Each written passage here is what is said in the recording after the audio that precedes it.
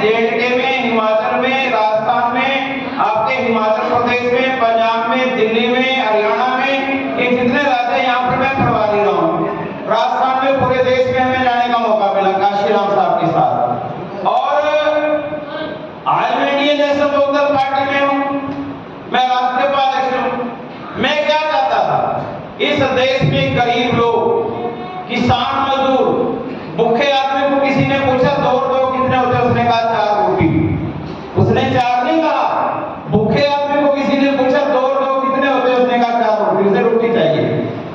आज सवाल ये खड़ा है, हमने पूरा जीवन, मैंने कॉलेज में जाने के बाद, यूनिवर्सिटी में जाने के बाद, ये हमारी टीम यहाँ बैठी है सारी, हमने दूसरा कार्य नहीं किया। हम नौकरी कर सकते थे, हम सर्विस में जा सकते थे, सब बिजनेस कर सकते थे, लेकिन हमने बाबा साहब अम्बेडकर की विचारधारा को आगे बढ़ाने के लिए कार्य किया। हम क्या करते थे, बाबा साहब अम्बेडकर ने क्या कहा कि पॉलिटिकल की इज द मास्टर की which can buy open every law, कि राजनीतिक सतह एक ऐसी चाबी जो सारे ताले खोलती है। राज के बगैर भाई कुछ नहीं हो सकता, राजपाट नहीं कराओ। माननीय काशीराम साहब ने हमें रास्ता दिया कि राजपाट नहीं कराना है, और जब काशीराम साहब को लगा कि अकेले में मैं राजपाट नहीं ले सकता, हरियाणा में चौधरी देवीलाल जी से गठबंधन किया, पंजाब में बादल साहब से गठबंधन किया, यूपी में मुलायम सिंह से गठबंधन किया, और मैं कह सकता हूँ जेएंडके में अब्दुल्ला से गठबंधन किया, और गठबंधन करके बहुजन समाज पार्टी को सत्ता में लेकर के आए। 4 बार उत्तर प्रदेश में मायावती जी बहन जी को सीएम बनाने का काम किया, बीजेपी के साथ मिलकर के राजपाट में लेकर आए। हम बहन जी को एक बात समझा रहे थे कि बहन जी हरियाणा में राज तब आएगा जब किसान मजदूर मिल जाएंगे, गठबंधन से राज आएगा, और गठबंधन करके राज लेके आओ। 35 साल हो गए, लोगों को लगे बहुत सारे कार्यकर्ता हमारे मर गए, बहुत सारे मर जाएंगे। वो जब हम गाँव में जाते एक बात कहते, भैया हमारे वोट डालते, राज हमारा आता नहीं है, हम क्या करें, कहां जाए, कोई हमारी सुनता नहीं, कोई हमारे काम करता नहीं, बच्चों को नौकरी मिलती नहीं, कहां जाए। हमने बहन जी से कहा कि बहन जी हरियाणा के लोगों में एक बात करें, मैं प्रधान हूं हरियाणा का, गठबंधन करो। और गठबंधन चौधरी देवीलाल की पार्टी, चौधरी ओम प्रकाश चौटाला, भैया सिंह चौटाला से किया गया, और वो गठबंधन किया गया। और गठबंधन साथियों जिस दिन तोड़ने लगे, मैंने बहन जी से खड़ा होकर एक सवाल कर दिया कि तोड़ क्यों रहे, ये गठबंधन तोड़ क्यों रहे, इससे राज आएगा, इसको क्यों तोड़ रहे हैं। लेकिन मैं कोई जवाब नहीं दिया कि जो मेरे सामने बोलेगा उसे पार्टी से निकाल देंगे। उस दिन हमें छोड़ दिया। फिर आत्मा श्रेणी से गठबंधन करने लगे। हमने कहा इससे क्यों गठबंधन कर रहे हो भाई, इसकी कोई पार्टी नहीं ले रही है, भाईचारा खराब कर रहे, इससे गठबंधन ना करो। फिर उससे गठबंधन कर लिया, रिजल्ट 0। फिर दुष्यंत के साथ गठबंधन किया, और यहाँ से दुष्यंत की पार्टी का मैंने भी। फिर मैंने कहा कि अगर गठबंधन करना है तो तोड़ना नहीं, या ना करो, या तो गठबंधन ना करो। अगर गठबंधन करके तोड़ेंगे तो और सत्यानाश हो जाएगा। और लास्ट की वो गठबंधन भी तोड़ने का फैसला हुआ। ये वेद मुंडे, ये समरजीत बिल्लूपे का एक मिनट के लिए खड़े होना, ये बहुत बड़ा इंडस्ट्रियलिस्ट है, बिजनेसमैन है, ये जाट समुदाय से है, और ये बहुजन समाज पार्टी में हमारे साथ काम करता रहा, और बिना किसी पद के।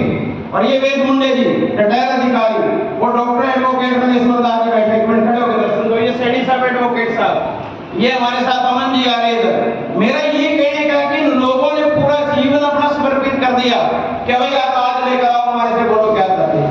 और लास्ट दिन मुझे हरियाणा के लोग कहने लगे भाई प्रधान जी बिना गठबंधन के राज नहीं आएगा। और मैंने बहन जी को कहा कि गठबंधन करो तो राज आएगा। गठबंधन कर लिया, फिर वो तोड़ने लगे, और मैंने यही कहा कि इसको मत तोड़ो, राज आएगा। और लास्ट की हुआ क्या, 35 साल बाद मुझे और ये सारी टीम को पार्टी से निकाल दिया।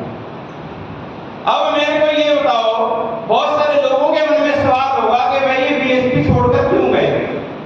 भाई हमने बीएसपी को नहीं छोड़ा, और मेरे को घर से निकाल दिया। जब किसी बेटे को अपने घर से बाप निकालेगा, कहां जाएगा वो, रेलवे स्टेशन, बस स्टैंड, किसी के आशियाने में जाकर रुकना पड़ेगा। आज मैंने तमाम साथियों से राय की, ये राजस्थान के पास बैठा हमारा साथी, मैंने सारे हरियाणा के साथियों को कहा कि बहन जी से बात करो, हमारा कसूर क्या है। भाई फांसी उसको दी जाती है जिसका कसूर होता है, सजा उसको दी जाती है जिसका कसूर होता है, हमारा कसूर बताओ।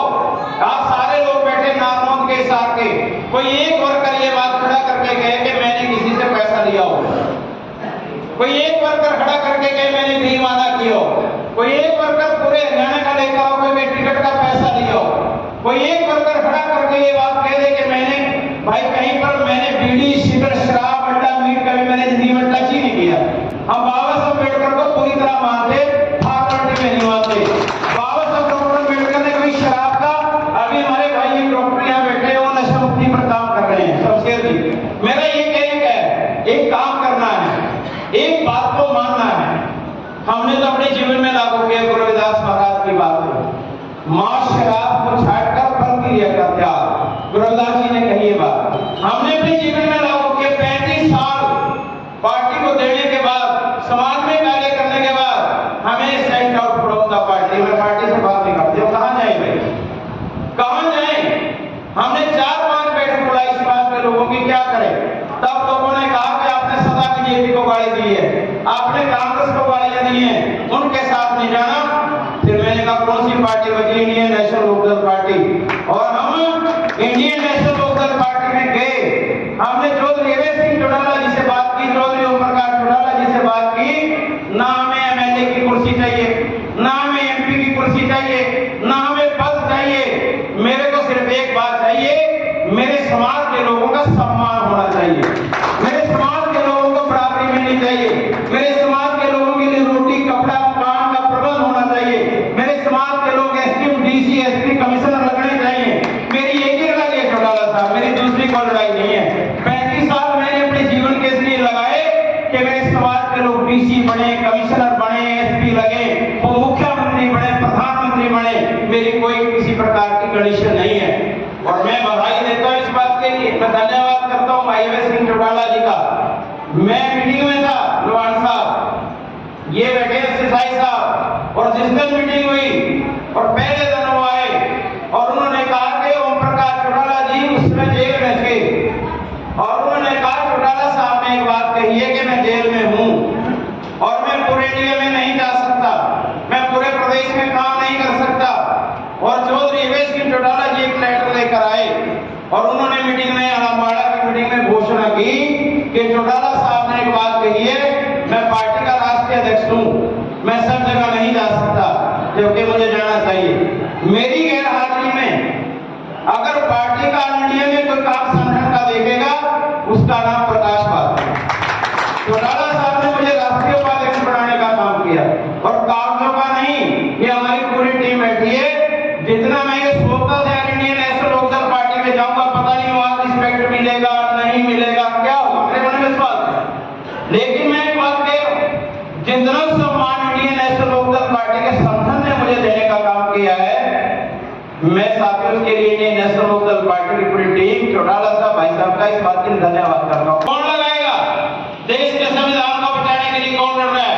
मीटिंग हमारी हरियाणा में हुई, चंडीगढ़ में, मैंने एक ही बात एजेंडा रखा कि हरियाणा में परिवर्तन यात्रा चलाओ भाई अवैध सिंह चौटाला जी, हम आपके साथ चलेंगे। स्लोगन दो, देश का संविधान बचाओ और परिवर्तन लेकर आओ। एक ही स्लोगन दिया गया कि देश का संविधान बचाओ, हरियाणा में परिवर्तन लाओ। हमारा एक ही टारगेट है, आने समय में ना देश में राज मोदी का आना चाहिए, ना प्रदेश में आना चाहिए, इसके लिए सबको इकट्ठा होना चाहिए भाई, मेरा तो ये कहना है। कौन बचा सकता है संविधान को बचाने के लिए? अवैध सिंह चौटाला जी पूरे प्रदेश में पैदल यात्रा कर रहे हैं। इतनी गर्मी पड़ रही है, 20 किलोमीटर 25 किलोमीटर डेली चलते हैं।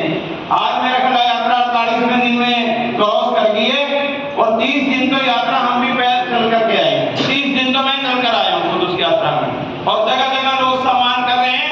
हमारे एक ही टारगेट है कि बीजेपी को देश